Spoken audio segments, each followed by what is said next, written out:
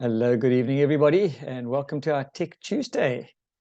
Good to see full house again tonight. And I know it's kind of chilly around a lot of parts of the country at the moment, but I'm glad you could all join us over here. So a little bit of a follow-on to my talk from the last couple of weeks, which was all to do with medication and nutrition. And then somebody asked me a question of, but when is a good time to take supplements? Do you just take them whenever? Do we treat them like Smarties? Do we, when is the best time? If you get medication, there's always strict instructions that this medication should be taken 23.5 minutes before meals, and that one should be taken with meals, and this one just before you go to bed, and that. So there's a whole lot of instructions. Now, do those same instructions apply to nutrition supplements? Short answer, to a certain extent, yes. I can tell you that I try and do my supplements with a meal. So at breakfast, I take a whole handful of things, and at lunch, I take a reduced handful of things, and at supper, I don't take anything, but just before I go to bed, I have a couple of CalMag and a magnesium, and it makes sleeping quite a pleasure.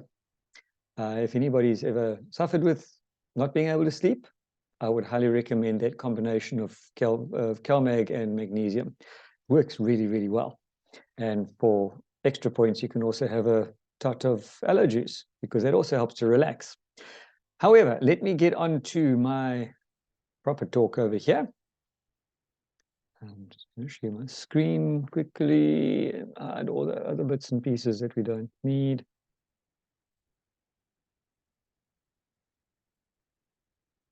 Try and hide them. Don't need. There we go. And reduce this.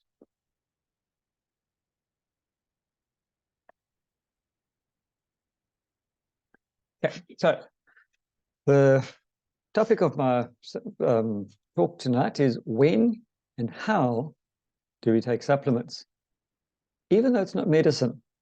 And I've put in the references that I got over here. One was from a pharmaceutical magazine, and one was from a medical news journal.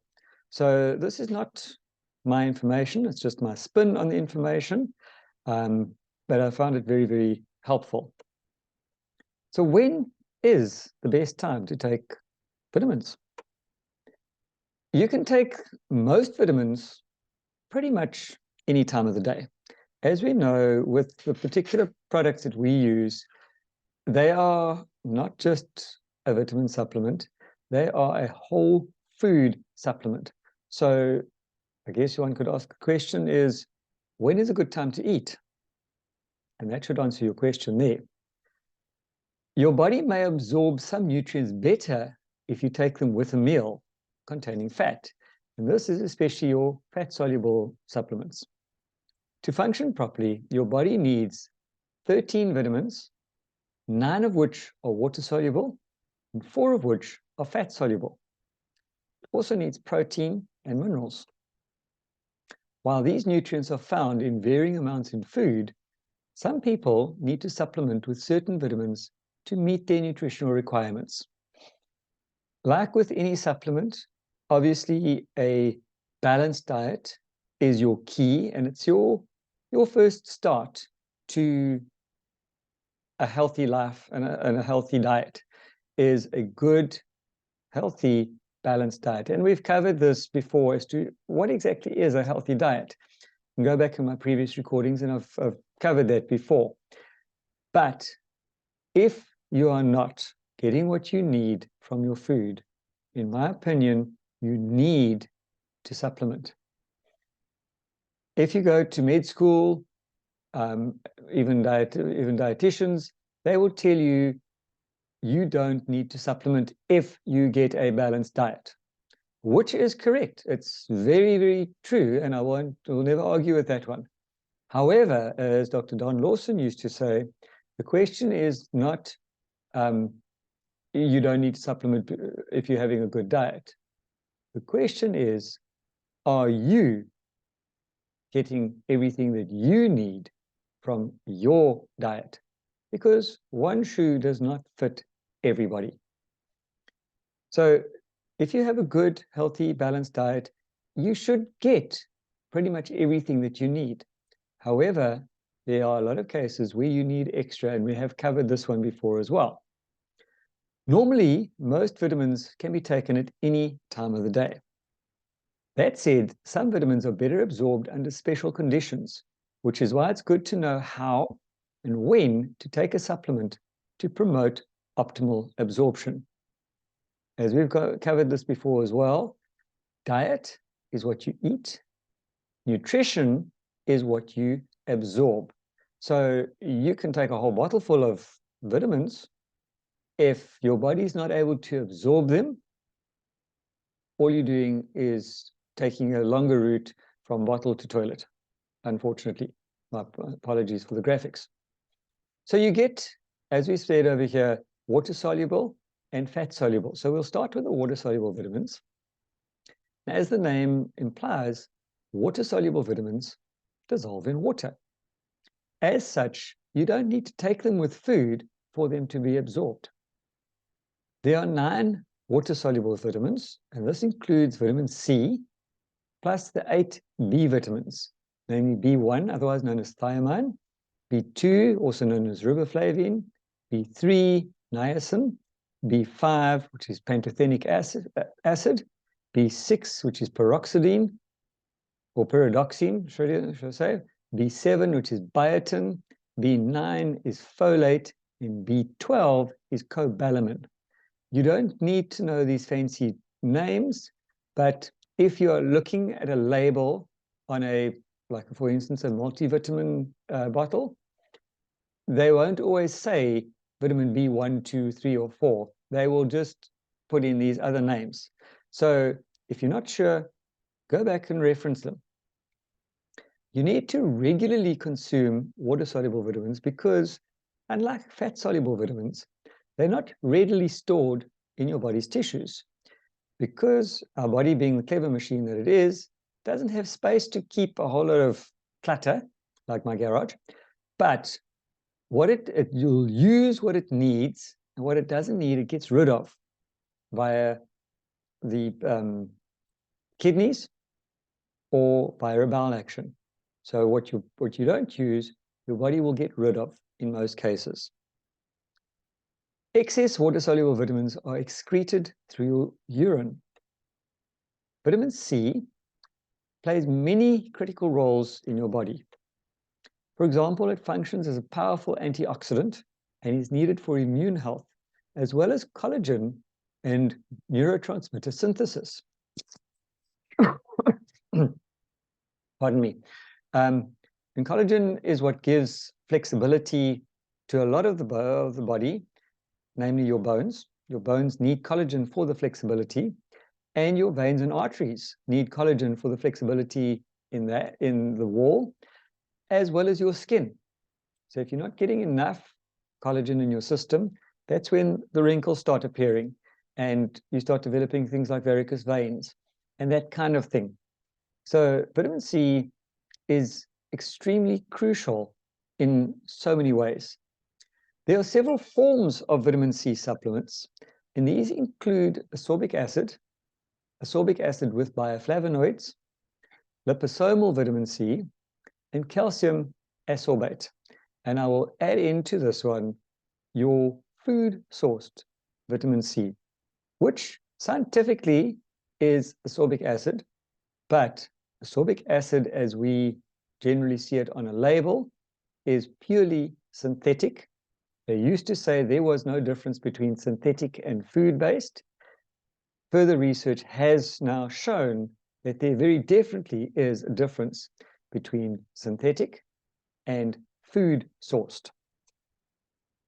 Ascorbic acid supplements have a bioavailability similar to that of the ascorbic acid found in foods like fruits and vegetables. You can take vitamin C supplements at any time of day with or without food, although taking ascorbic acid with foods can help to decrease the potential gastrointestinal side effects caused by high acidity. So they often will talk about if you have to, for instance, overdose. You can't really overdose on vitamin C, but they call it gut tolerance. So if you hit your gut tolerance for vitamin C, you will develop diarrhea in most cases, and then right, now I've got to cut back. So that is what how vitamin C works from the gastrointestinal side effects. Because it is acid, I would suggest trying to eat it with food, just because some people can't tolerate too much acid. So they might be a little bit more comfortable having it with food. Bioavailability is a big fancy term that says how much your body can actually absorb. You need to make sure to store vitamin C supplements in a cool, dark place, as this nutrient is sensitive to heat and light, which is why if you pick food and you lose out on the cold chain, so they'll harvest the products, and if they don't get it into coolness very, very quickly, you start to lose vitamin C quite rapidly. So if there's been a break in the cold chain somewhere, your food, while it might taste good still, probably doesn't have sufficient vitamin C in it, amongst other things. You need to also keep in mind that because excess vitamin C is excreted, doses over 1,000 milligrams typically aren't needed, except under specific circumstances, such as during high-dose intravenous vitamin C treatment. And they have noticed in hospital, they quite often are now prescribing vitamin C as an IV dose, because you can inject significantly higher doses of vitamin C into the veins without affecting the gut. And this has much better therapeutic or treatment effects in the body. In fact, they're busy experimenting at the moment using vitamin C to treat cancer. And we're talking mega doses, because that seems to work quite well. So popping half a bottle of vitamin C tablets is not going to work the same as putting up a drip and injecting it that way. So the next one is the B vitamins. B vitamins are sold individually, in other words, B1 or B12 or B6, or as a B complex supplement that contains all 8 vitamins. All 8 of the B vitamins. Because they are water soluble, you can take them with or without food and at any time of the day. Now, if you have a problem with remembering to take supplements, my suggestion is to time them with a meal, because when you're eating, you can then remember more easily to take whatever tablets you're taking with a meal. So instead of saying, oh, I forgot to take this, or oh, I forgot to take that, and then pop a tablet, try and get into a routine by timing it with a meal. In my case, I have 3 meals a day because I don't like to go without them. Otherwise, things don't look very pretty. So that is when I time my supplements, and it also helps me to remember that I need to take things on a regular basis. If I skip a meal during the day, for instance, over a weekend or on holiday, which does happen, then I tend to skip the supplements as well. It's often recommended to take B vitamins in the morning due to their important role in nutrient metabolism and energy production. Some people take them at night and then complain because they can't sleep, because now they've got all this energy and they're not too sure what to do with it. And from that perspective, our Formula 4 is essentially a base of vitamin B. Don't let people take it at night for this very reason. Some people may benefit from taking B vitamins on an empty stomach. For example, it's recommended that people with a B12 deficiency take B12 supplements on an empty stomach with water to promote maximal absorption. Now, the fat-soluble vitamins depend on fat or oil for proper absorption. It's generally recommended, therefore, that you take fat-soluble compounds with a meal that contains fat. So I wouldn't go along and take vitamin A or carotenoids with a salad, for instance, because there's probably no fat in there. You need to have it with things like eggs or meat or something along those lines. Vitamin A deficiency is rare in the United States, and in most parts of Africa, it's rare as well, but in not all over Africa, there are still areas where vitamin A deficiency is a problem. Certain populations are more at risk of developing vitamin A deficiency due to increased needs or reduced absorption. And this includes people who are pregnant and breastfeeding and those with cystic fibrosis. Most vitamin A supplements contain vitamin A derived from fish liver oil or in the form of vitamin A carotenoids, which are plant compounds that your body converts into the active form of vitamin A. So I'll digress into our particular carotenoid complex. If you are taking carotenoid complex regularly, you probably don't need to take vitamin A as often as you would think, because when your body needs that vitamin A, it will convert the carotenoid into vitamin A.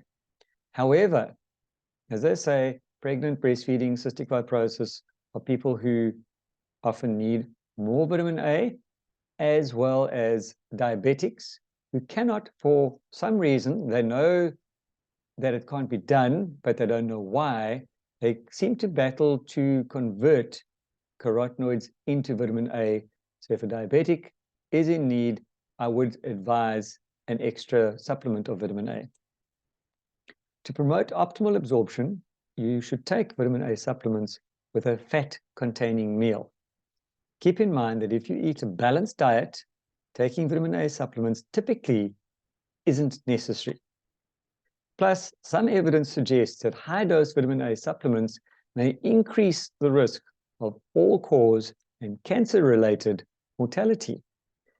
And when we're talking high dose, because vitamin A is fat-soluble, technically it does have an upper limit toxic level. But in my opinion, you would probably need to take almost an entire bottle of vitamin A and D to come close to that toxic level. For this reason, don't supplement with high-dose vitamin A unless a healthcare provider recommends doing so. And when they do, they are going to be monitoring you for side effects and other issues, and they're probably going to only prescribe it if they know that there's a known issue, medical issue. Vitamin D is needed for immune function, bone health, cellular growth, and a lot more. It's also a very good antidepressant. Unfortunately, more than 1 billion people worldwide are deficient in this important nutrient. Vitamin D can be taken at any time of the day, and most of these supplements should be taken with fat-containing meals or snacks to ensure optimal absorption. Technically speaking, vitamin D, my apologies if I mentioned vitamin A, it's actually vitamin D. Technically speaking, vitamin D isn't a true vitamin. It's actually closer to a hormone, and I'm under correction, but if used in doses greater than 500 milligrams, is considered a medication. So one study in 50 older adults found that vitamin D absorption was 32% greater in those who took a vitamin D supplement with a fat-containing meal compared with those who took it with a fat-free meal. However, some vitamin D supplements aren't affected by what you eat, and one of those would be our vegan D, because they've formulated this with non-fat sources of vitamin D, and because the SAB does their homework, you can rest assured that the bioavailability is optimum in the type of raw ingredients that they've used, as well as the formulation that they've used, because we also, in that vegan D, have 2 different types of vitamin D. There's D2 as well as D3. So one animal study found that oil-based and microsomal vitamin D supplements, which is vitamin D encapsulated in fatty acid spheres, can be taken without food. And that would be our vitamin A and D would probably be able to stand on its own without food. It is important to note that vitamin D activation depends on having adequate levels of magnesium. And this is what they call synergy. Dr. Jim McAfee has got quite a good talk on that. And maybe I need to do that as my next session, is what supplements work with what other supplements. So the different vitamin Bs, each one mixes with another one. So I think maybe that could be the next topic that I cover, is synergies, as well as things that cause problems, basically, that fight off other issues or fight off other supplements. So in order to maintain a healthy vitamin D level, make sure you're also getting enough magnesium. The magnesium they've discovered recently is also in great shortage around the world. Also keep in mind that certain fat-soluble vitamins, including vitamin E, may affect vitamin D absorption, because vitamin E is an antioxidant. On the other hand, taking vitamin K alongside vitamin D may benefit bone mineral density. So vitamin E functions as a major antioxidant in your body and is essential for healthy blood flow and immune function. Now, most vitamin E's, if you look at the label, will mention alpha tocopherol. Remember, vitamin E is actually a chain of 8 different vitamin E's. It's not just a single E. Like vitamin B, there are 8 different vitamin B's. Well, there are also 8 different vitamin E's. And they're divided into groups of what they call tocopherols and tocotrienols. And you get the alpha, beta, gamma, and delta tocopherols and the alpha, beta, gamma, and delta tocotrienols. I won't get into that tonight, but be aware that when you look at the label of a vitamin E supplement, what you're looking for is a little word called D, the little letter, small letter D, alpha tocopherol. That is the main vitamin E that's available, and that is what most manufacturers will use, and that has become the chemical denotation of when they've got to put on the label what's in there, they will put down there D-alpha tocopherol. You will also see another formulation called D-L-alpha tocopherol. And that is an indication that that particular form of vitamin E is synthetic. And in my opinion, that L stands for leave it on the shelf. That's how I remember these things. It's also a popular dietary supplement, even though this nutrient is found in many foods and deficiency is rare. It is a good idea to use it if you are using a lot of salmon oil, for instance, because it's a good antioxidant. So having said that, people who have certain medical conditions, including short bowel syndrome, they've had surgery, cystic fibrosis again, and Crohn's disease, may have to supplement with vitamin E in order to avoid deficiency.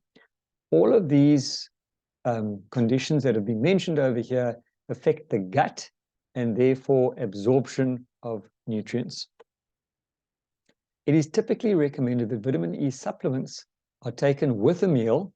However, one 2019 study in 27 women, that is a very small study, found that as long as fat was ingested throughout the day, vitamin E was absorbed effectively. So if you're having a fatty snack like biltong or jerky for those watching overseas, that would count as a fatty meal, and your vitamin E should then therefore be absorbed more efficiently. So it means it may not be necessary to take vitamin E with a fat-containing meal, as long as you consume enough fat at subsequent meals. So for instance, you can take your vitamin E first thing in the morning, and all you're having is a slice of toast. Probably not your ideal way to start the day, but anyway. But if you're having some tuna or salmon or sardines for lunch, for instance, then that's okay because your vitamin E will still be absorbed. Keep in mind that even though vitamin E is essential to health, taking too much in supplement form could cause harm in certain populations. Again, most supplements are formulated in that you pretty much need to take the entire bottle in one sitting to hit those levels, but some people do mass intake of vitamins or large amounts of it at one time. Some research suggests that high-dose vitamin E supplements may lead to an elevated risk of prostate cancer in healthy men. I don't know if this research was done with synthetic vitamin E or if it was done with whole food vitamin E. That was not apparent in this article. And unfortunately, some research articles don't mention those little things either. Vitamin K refers to a family of fat-soluble compounds that include K1, which is also known as phylloquinine, and K2, which is menaquinines, quinones. Apologies for pronunciation there. Vitamin K is needed for blood clotting, bone and heart health, as well as other things.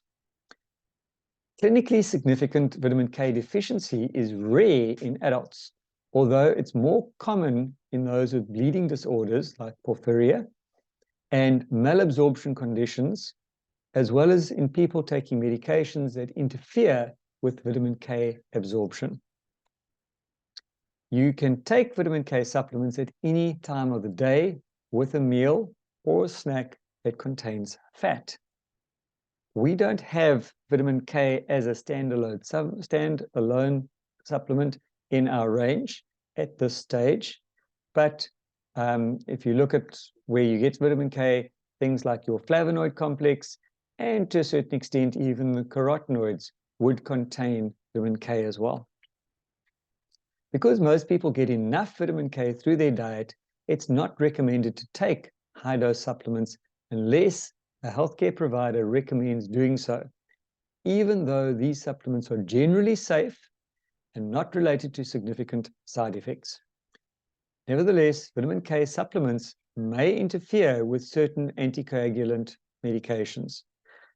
So if somebody comes into casualty, for instance, and they've overdosed on rat poison, which essentially is warfarin, or sometimes kids unfortunately get hold of warfarin tablets as well, therefore they're at high risk of bleeding out, they will generally inject vitamin K to help to speed up that coagulation or blood clotting. If you're taking these medications, consult your healthcare provider before taking vitamin K.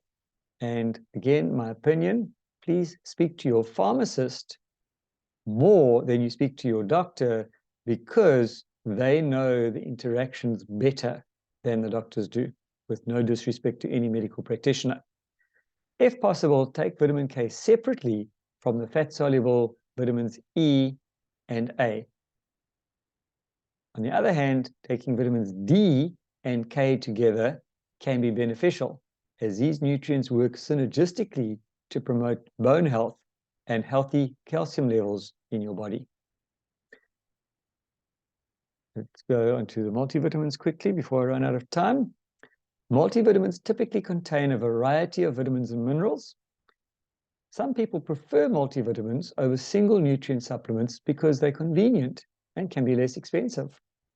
Although data on the long-term health benefits of taking a multivitamin is inconsistent, it's known that taking them can help to fill nutrient gaps, particularly in vulnerable populations like older adults and people who are pregnant. Because these supplements commonly contain both fat and water-soluble vitamins, it's typically recommended to consume them with a meal. This may enhance the absorption of certain nutrients while reducing the risk of gastrointestinal upset, which can otherwise occur when taking a multivitamin on an empty stomach. If you're taking 2 or more pills per day, consider splitting the dose to help your body absorb certain nutrients more effectively. For example, take 1 pill with breakfast and 1 with lunch. I think I can get through this one quickly. The United States Preventative Services Task Force suggests that women who are considering becoming pregnant take a 0.4 to 0.8 milligram folic acid supplement daily before conception. Likewise, the National Institute of Child Health and Human Development suggests that women take prenatal vitamins daily, particularly folic acid. Prenatal vitamins that combine folic acid with other nutrients such as iron or calcium are also available. Some considerations: taking some prenatal vitamins on an empty stomach may cause indigestion and nausea, according to a 2019 review. If a prenatal vitamin increases feelings of nausea, a woman can consider taking the vitamin with a small amount of food. Even though the review reported that this does not often occur, taking prenatal supplements with food can reduce the risk of feeling nauseated, morning sickness. There are a wide variety of prenatal vitamins available, and a woman should exercise caution when choosing which to take during pregnancy. Although many are similar, each may contain differing amounts of nutrients and ingredients, and the FDA do not regulate supplements. Before starting to take prenatal vitamins, a woman should talk to her doctor or gynae for suggestions and recommendations. It is possible to consume too many vitamins, and this can cause adverse effects for the woman or the fetus. Importantly, women should not take double doses of prenatal vitamins. I'm going to stop that right there, just in case I run out of time. Does anybody have any questions or comments before I stop the recording?